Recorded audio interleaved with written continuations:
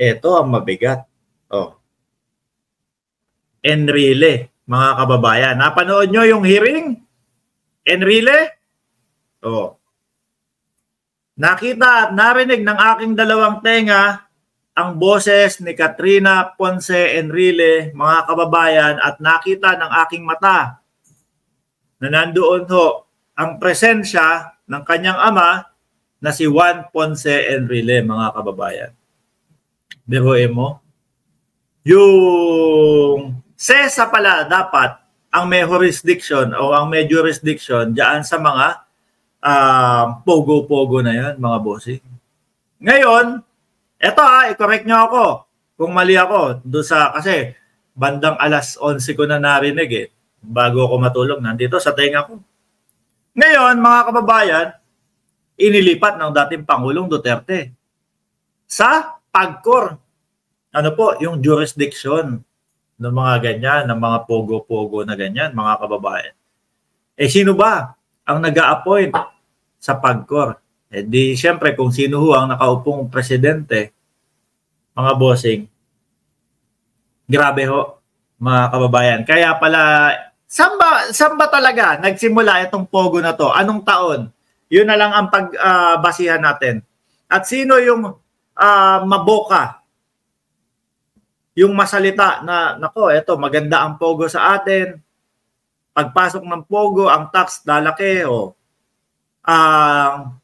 ang mga trabahador na Pilipino, ganyan din ho, mga kababayan. Dadami ang trabaho.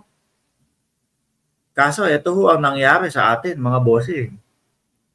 Napagtatawanan ho tayo. Hindi lang po sa loob ng Pilipinas, kundi ho sa labas ng Pilipinas. Di ho ba? As per Attorney Ponce, nag-start yan 2018 and 2019. Talagang matapang, no? Si Katrina Ponce. Kapakinggan ko ho, mga kababayan. Sabi, yan, yung mataas na sa ginaganyan niya ho talaga, mga kababayan. At sinasabi nga ho nila, mga bossing, na mukhang ayun nga daw po, dating Pangulong Duterte, mga kababayan. Legend talaga si Engine. Sinong Engine? Wow, his brain is really amazing. Hindi nag-uulyanin at his age. Grabe. Yun nga po, kumbaga, 20 minuto din ho, mga kababayan. No? 20 minuto, mga kababayan, yung itinagal. Pero sabi ko, gustong-gusto kong pakinggan si Katrina Ponce. Ang dami mong sinasabi at ang tapang, mga bossing. Anyway, mga kababayan, iwanan na muna ho natin yan dyan. No? At mas, yan namang hearing na yan, mga bossing, mukhang mahaba pa po yan. Pahabol ni El Pilipinas. Yung licensing ng mga online casino or mas kilala na ngayon as Pogo, binigay sa PAGCOR. Through executive order ni Duterte. Yan yung sinasabi ko kanina. Di ba? Imbis na sa SESA, inilipat sa PAGCOR. Para mas mabilisan ho siguro.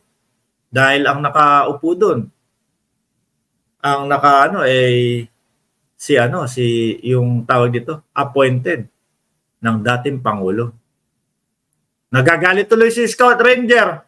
Mukha ni demonyo. Talaga, basahin nyo na lang ho yan. Lahat ng Pogo building ipamahigay sa homeless. Pwede ho, mga kababayan. Kaya lang, kung ako homeless doon, sasabihin ko, medyo ilayo nyo ako doon sa may torture hub. Nakakatakot, baka may mga nategi doon at mga nagmumulto ho, mga kababayan. Di ho ba? Anyway, asa na ba tayo? Ang dami kasi nitong binigay sa akin topic. No? Nasa na tayo? Dumako na tayo, mga kababayan, dito sa dating Pangulong Duterte. Nasaan po yan? Ito po, mga bossing. Senador Antonio Trillanes, mga kababayan, meron siyang sinabi dito. Claims that former President Rodrigo Duterte Rodrigo Duterte's real motive is launching his Laban kontra Droga campaign is to eliminate their competition po, mga kababayan. Ayan ha. Sa negosyo po kasi, mga bote, wag natin pag-usapan yung droga. No? Pag-usapan natin yung negosyo. Simpleng negosyo, mga kababayan. No?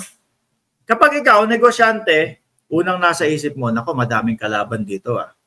Ano po? Eto, hindi pag-uusapan yung droga ho, mga kababayan. Pero kung ganun yung negosyo, pwedeng i-apply din tong ipapaliwanag ko, mga bossing. Sa negosyo, syempre, ang una mong gustong gawin, ikaw lang ang bilhan. Sa'yo lang bumili. Sa'yo lang pumunta, mga kababayan. So ngayon, ang gagawin mo, kompetensya no? Gagalingan mo ngayon. Yung iba, ang ginagawa, ini-eliminate talaga nila yung kalaban. Meron ho talaga yung mga tuso na negosyante, mga bossing. Ang gagawin nila, isasadsad talaga nila yung presyo. No? Kunyari, sa buong taon na ito, isasadsad ko ang presyo ng aking produkto kahit wala akong kitain. No? Kahit zero ang kitain ko o mag-abono pa ako para dito sa taon na ito, okay lang, walang problema. Kasi alam nila, yung kalaban nila mahihirapan bumaba sa presyo na kagaya nila. Dahil kung ang ipepresyo mo dyan, mga bossing, yung puhunan na mismo, wala kang tinutubo, paano pa tutubo yung iba? Bagsak presyo na. Ano po? Hanggang sa, wala na. Wala nang bumibili sa kanila. Nategi ang negosyo ng kalaban. Ubus na. So ngayon, sa iyo na lang pupunta hanggang sa magsarado na. O mawala na yung negosyo ng kalaban, mga bossing. So ngayon, ikaw, sok pa na lang ng sok pa sa iyo, yung customer, mga kababayan. Ganun po yung ibang magnegosyo. Pero kumbaga, sabi nga, everybody happy dapat. Yung saktong pagnenegosyo na lang, no? Kumita sila, kumita ka din, yung saktuhan lang. Pero yung iba talaga, kailangan eliminated itong negosyo nitong kabila para sa akin lang pumunta. Ayan, no? Para ako na ang maghari. O kung sakali, pagtitinda ng buko yan. O ako na lang ang nagtitinda ng buko dito sa buong Marikina. Ganyan, di ba? O, hindi syempre, ang laki ng kita mo nun.